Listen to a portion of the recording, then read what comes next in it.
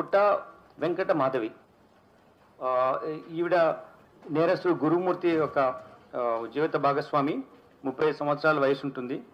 వీళ్ళు జేపీ చెరువు అని చెప్పేసి ఉన్నటువంటి విలేజ్లో ప్రకాశం డిస్ట్రిక్ట్ నుంచి నేటివ్ ప్లేస్. ఇక్కడ వచ్చి జిల్లెలగూడలో వాళ్ళు నివాసం ఉంటున్నారు ఇక్కడ. ఇతను నేరస్తుడు గురుమూర్తి 39 సంవత్సరాలు. ఇంతకుముందు ఆర్మీలో పనిచేసి వచ్చాడు. ఫుల్ టర్మ్ అతను ఆర్మీలో సర్వ్ చేసి వచ్చాడు. వచ్చిన తర్వాత ఇక్కడ చిన్నగా ప్రైవేట్ దాంట్లో కానీ అక్కడ ఉద్యోగాలు చేసుకుంటూ జీవితం సాగిస్తున్నాడు సెక్యూరిటీ గార్డ్గా. ఈ క్రమంలో వీళ్ళకిద్దరు వాళ్ళకున్న ఇద్దరు ఉన్నప్పుడు వీళ్ళు ఈ సంక్రాంతి సందర్భంగా వాళ్ళ పిల్లలతో పాటు ఈ డిసీజ్ యొక్క రిలేటివ్స్ ఇంటికి వెళ్ళడం జరిగింది. వెళ్ళి అక్కడ ఉండి మళ్ళీ రిటర్న్ వచ్చడం, మళ్ళీ రావడం, మళ్ళీ వెళ్ళడం జరుగుతుంది. ఇట్లా సంక్రాంతి ముందు రోజు, సంక్రాంతి రోజు కూడా జరిగింది. 15th నైట్ వచ్చారు. 16th మార్నింగ్ రోజు అతను ఆవేశంతో ఇప్పుడు మా చుట్టాల దగ్గర బాగా ఉంది కదా, మంచిగా పిల్లలు అక్కడే ఉన్నారు అని మళ్ళీ అనేటువంటి అనాలోచితపూర్వమైనటువంటి ఒక అనవసరమైనటువంటి లైక్ సడన్ ప్రొవొకేషన్ అని కూడా అనలేము. దీనికి పర్పెట్రేషన్ ఉంది, దానికి ప్లానింగ్ ఉంది. పిల్లల్ని అక్కడే ఉంచేసి వచ్చాడు.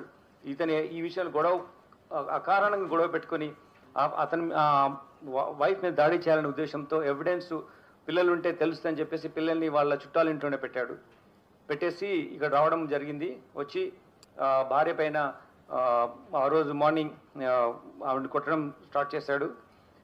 తీసుకెళ్ళి గోడకు ఆవిడ తలను స్మాష్ చేశాడు, గట్టిగా కొట్టాడు గోడకి. She sustained injuries and then అంటే షీ ఫెల్ డౌన్. అప్పుడు పైన కూర్చొని గొంతు నులిమేసేసి ఆవిడ చంపడం జరిగింది. ఇది ఎలా మనకు తెలిసిందంటే ఈ జరిగిన విషయాలన్నీ కూడా తర్వాత తీసుకెళ్ళి నది అక్కడ చెరువులో ఎలా వేశాడు అని అన్నీ కూడా, ట్యాంక్లో ఎలా వేశాడు అనే అన్నీ కూడా మనకు ఈరోజు వస్తువు వెళ్తున్నాడు కదా, మేము అతను ఎంక్వైరీ ఎగ్జామిన్ చేస్తున్నాం, మళ్ళీ పంపిస్తున్నాం, మళ్ళీ వస్తున్నాడు. ఆ ప్రాసెస్లో ఈరోజు ఉదయం ఈ అమ్మాయి చనిపోయిన వాళ్ళ అమ్మాయి మేనమామకు ఇతను చెప్పాడు జరిగింది ఏంటి ఇట్లా అని చెప్పేసి. ఆయన ముందు కన్ఫెస్ చేశాడు.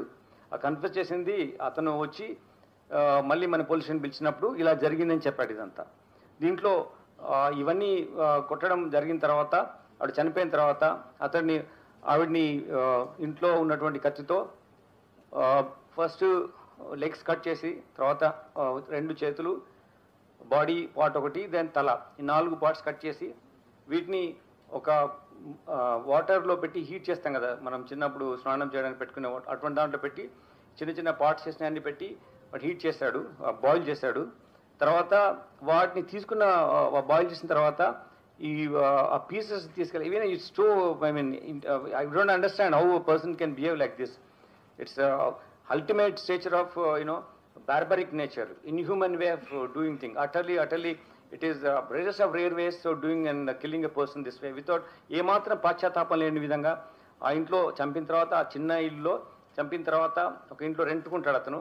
చంపిన ఆ బాడీలో ఉన్న పార్ట్స్ తీసుకెళ్ళి ఒక పెద్ద స్టవ్, వాళ్ళ ఇంట్లో గెస్ట్లు వచ్చినప్పుడు చేయడానికి ఒక స్టవ్ ఉంది, దానిపైన పెట్టేసేసి ఆ సిలిండర్ కనెక్షన్ ఇచ్చేసేసి ఈ బాడీ బాయిల్ చేసిన పీసెస్ని ఆ మంటలో పెట్టి కాల్చిన తర్వాత అన్ని పీసెస్ కాల్చిన తర్వాత అప్పుడు అతను అవి తీసేసి ఒక పెస్టల్తో దాన్ని రోకలి బండ దాంతో తీసుకొని ముక్కలుగా చేసి, అది బాయిల్ అయింది, వేడి అయింది కాబట్టి అది చాలా ఈజీగా ఉంటాయి కాబట్టి దాన్ని పగలగొట్టడం జరిగింది. చిన్న